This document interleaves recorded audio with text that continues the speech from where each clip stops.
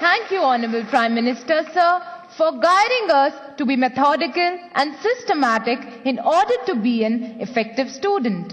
Honorable Prime Minister, sir, Rupesh Kashyap, hailing from Bastar district of Chhattisgarh, is known for his distinctive tribal art, the enchanting Chitrakoot waterfalls, and the finest quality of bamboo. Rupesh is present here with us and needs your advice on a topic that is of vital significance. Rupesh, please ask your question. Good morning, Honorable Prime Minister Sir. My name is Rupesh Kashyap. I am a student of class 9th from Swami Atmanand Government English. Camera उस बच्ची पे लगाइए. हाँ. From Swami Atmanand Government English Medium School, Darwa, District Bastar, Chhattisgarh. Sir, my question is, how can I avoid unfair means in exams? Thank you, sir. ये अपने गांव से ही business करके 100 करोड़ से भी ज्यादा का बिजनेस करते हैं. क्या आपको भी गांव से ही बिजनेस करना है? तो फ्रीडम ऐप को अभी डाउनलोड कीजिए. Thank you, Rupesh. Honorable Prime Minister, sir, from the heritage city of Jagannath Puri, the spiritual capital of Odisha, famed for its magnificent cone-shaped layout, Rath Yatra, and serene beaches, Tanmay Biswal seeks your guidance on a similar issue. Tanmay, please ask your question. Honorable Prime Minister Sir, Namaskar. My name is Tanmay Biswal. I am a student of Jawaharlal Navodaya Vidyalaya, Konark, Puri, Odisha. My question to you, sir, is how to eliminate cheating or copying activities of the students during examination. Kindly guide me on this. Thank you, sir. तन्मय, माननीय प्रधानमंत्री जी, रुपेश और तन्मय परीक्षा में अनुचित साधनों के प्रयोग से कैसे बचा जाए, इस विषय पर आपका मार्गदर्शन चाहते हैं. श्रद्धेय प्रधानमंत्री जी. मुझे खुशी हुई कि हमारे विद्यार्थियों को भी ये लग रहा है कि परीक्षा में जो गलत प्रैक्टिसेस होती हैं, माल प्रैक्टिसेस होती हैं, उसका कोई रास्ता खोजना चाहिए.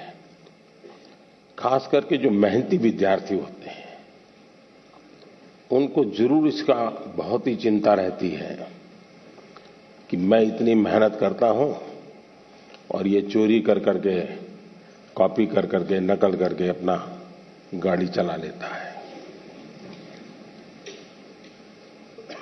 पहले भी शायद चोरी तो करते होंगे लोग, नकल तो करते होंगे, लेकिन छुप छुप करके करते होंगे.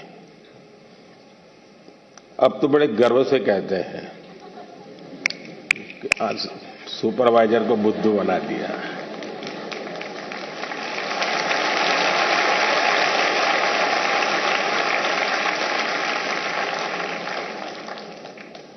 ये जो मूल्यों में बदलाव आया है वो बहुत खतरनाक है और इसलिए समाज सच ये हम सबको सोचना होगा. दूसरा अनुभव आया है कि कुछ स्कूल या कुछ ऐसे टीचर्स जो ट्यूशन क्लासेस चलाते हैं, उनको भी लगता है कि मेरा स्टूडेंट अच्छे तरह से निकल जाए, क्योंकि मैंने उसके माँ बाप से पैसे लिए हैं, कोचिंग करता था, तो वे भी उसको गाइड करते हैं, मदद करते हैं नकल करने के लिए. करते हैं ना? ऐसे टीचर होते हैं ना? नहीं होते? तो बोलिए ना. हाँ. और उसके कारण भी दूसरा मैंने देखा है कि कुछ स्टूडेंट पढ़ने में तो टाइम नहीं लगाते, लेकिन नकल करने के तरीके ढूंढने में बड़े क्रिएटिव होते हैं.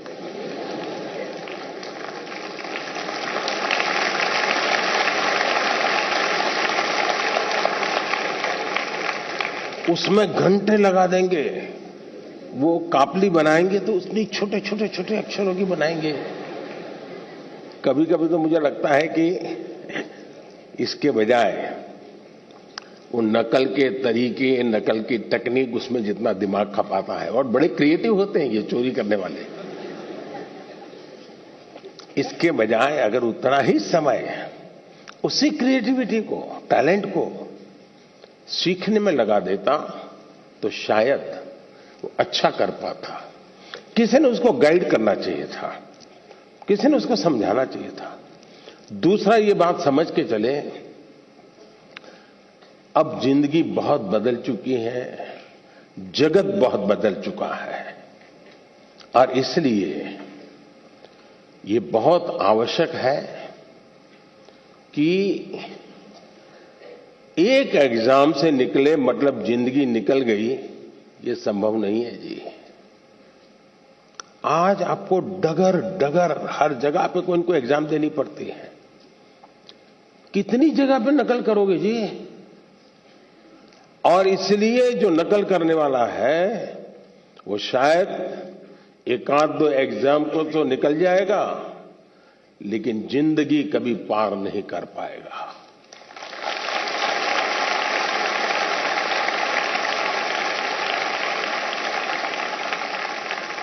नकल से जिंदगी नहीं बन सकती है। हो सकता है एग्जाम में मार्क्स इधर उधर करके ले आए, लेकिन कहीं न कहीं तो क्वेश्चनेबल होगा ही। और इसलिए ये वातावरण हमको बनाना होगा कि एक आध एग्जाम में तुमने नकल की, हो गया तुम निकल गए, लेकिन आगे चल करके शायद तुम जिंदगी में फंसे रहोगे। दूसरा, जो विद्यार्थी कड़ी मेहनत करते हैं उनसे भी मैं कहूंगा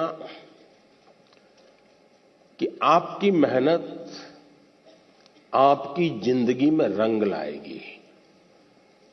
हो सकता है कोई ऐसा ही फालतू 2-4 मार्क्स आपसे ऊपर ले जाएगा, लेकिन वो कभी भी आपकी जिंदगी की रुकावट नहीं बन पाएगा। आपके भीतर की जो ताकत है, आपके भीतर की जो ताकत है, वही ताकत आपको आगे ले जाएगी। कृपा करके उसको तो फायदा हो गया, चलो मैं भी उस रास्ते पर चल पड़ूं, ऐसा कभी मत करना, कभी मत करना दोस्तों।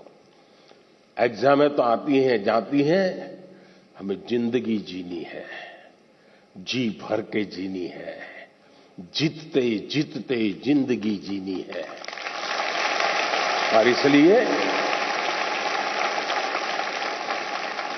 हमें शॉर्टकट की तरफ नहीं जाना चाहिए। और आप तो जानते हैं, रेलवे स्टेशन पर आपने देखा होगा, हर रेलवे स्टेशन पे पटरी जहां होती है ना, वहां ब्रिज होता है। तुम लोग ब्रिज पे जाना पसंद नहीं करते, पटरी कूद करके जाते हैं। कोई कारण नहीं, ऐसे ही बस मजा आता है। तो वहां लिखा है shortcut will cut you short. इसलिए कोई अगर शॉर्टकट से कुछ कर लेता होगा, आप उसके टेंशन को पालिए मत, आप अपने आप को उससे मुक्त रखिए, आप अपने पर फोकस कीजिए, आपको अच्छा परिणाम मिलेगा। धन्यवाद। धन्यवाद माननीय प्रधानमंत्री जी, आपके वचन सीधे हमारे हृदय में उतर गए हैं। आपका धन्यवाद। Honourable prime minister sir, from Palakkad, the land of paddy fields, where the gentle breeze carries the aroma of harvested crops and the sound of traditional Kerala music, Sujal K seeks your guidance. Sujal, please ask your question. नमस्कार आदरणीय प्रधानमंत्री महोदय, मेरा नाम तेजस सुजय है। मैं 9वीं कक्षा में केंद्रीय विद्यालय कंजीकोट एर्नाकुलम संभाग का छात्र हूँ। मेरा प्रश्न यह है, हार्डवर्क और स्मार्ट वर्क में से कौन सा वर्क जरूरी है? क्या अच्छी परिणामों के लिए दोनों जरूरी हैं? कृपया अपना मार्गदर्शन दीजिए। धन्यवाद श्रीमान। Thank you, Sujal. Honorable Prime Minister sir. क्या सवाल था उनका? क्या पूछ रहे थे? सर, हार्ड वर्क के बारे। हार्ड वर्क और स्मार्ट वर्क। हार्ड वर्क और smart work. Thank you sir.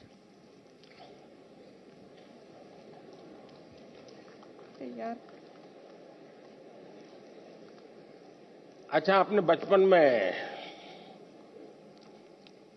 एक कथा पढ़ी होगी,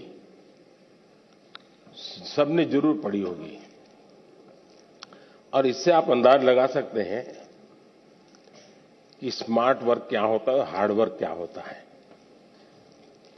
हम बचपन में थे तो एक कथा सुना पढ़ाते थे कि एक घड़े में पानी था, पानी जरा गहरा था और एक कौवा पानी पीना चाहता था, लेकिन अंदर वो पहुंच नहीं पाता था। तो उस कौवे ने छोटे छोटे कंकर उठा करके उस घड़े में डाले और धीरे धीरे पानी ऊपर आया और फिर उसने आराम से पानी पिया। सुना है ये कथा? अब इसको आप क्या कहेंगे, हार्ड वर्क कहेंगे कि स्मार्ट वर्क कहेंगे?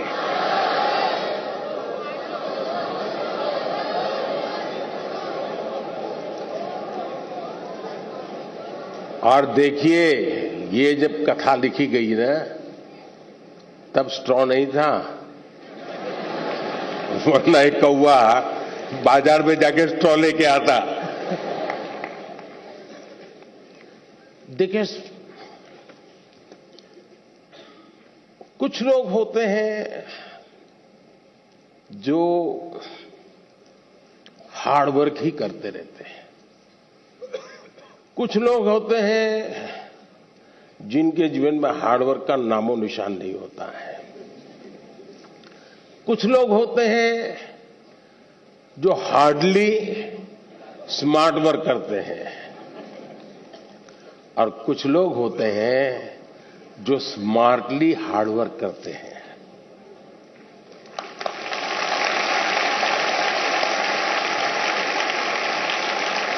और इसलिए कौवा भी हमें सिखा रहा है कि स्मार्टली हार्ड वर्क कैसे करना। और इसलिए हमें हर काम को, पहले काम को बारीकी से समझिए। कुछ लोग हो गए, आपने देखा होगा कि चीजों को समझने के बजाय सीधा ही अपनी बुद्धि अपनाना शुरू कर देते हैं, फिर ढेर सारी मेहनत करे, परिणाम मिलता ही नहीं है। मुझे याद है, मैं बहुत पहले ट्राइबल बेल्ट में काम करता था, तो मुझे काफी इंटीरियर में जाना था। तो किसी ने हमें उस जमाने की जो पुरानी जीप होती थी, उसने व्यवस्था की कि आप उसको लेके जाइए। अब सुबह हम कोई 5:30 बजे निकलने वाले थे, लेकिन हमारी जीप चली नहीं रही थी। हम अब ढेर सारी कोशिशें की, धक्के मारे, ये किया, दुनिया भर का हार्ड वर्क किया, लेकिन हमारी जीप नहीं चली। 7, 7:30 बज गए तो एक मैकेनिक को बुलाया। अब मैकेनिक ने मुश्किल से 2 मिनट लगाया होगा और 2 मिनट में उसने ठीक कर दिया।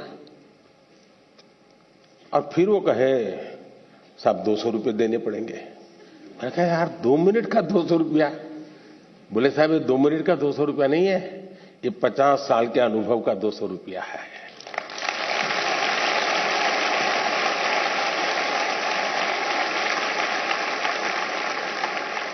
अब हम हार्ड वर्क कर रहे थे, जीप नहीं चल रही थी, उसने स्मार्टली थोड़े से बोल्ट टाइट करने थे, हार्डली उसको 2 मिनट लगा होगा जी, गाड़ी चल गई।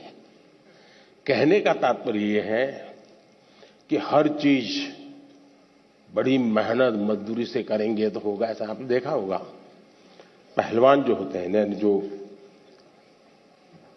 खेलकूद की दुनिया के लोग होते हैं, उसको कौन सा खेल से वो जुड़ा हुआ है, उस खेल में उसको किस मसल्स की जरूरत होती है।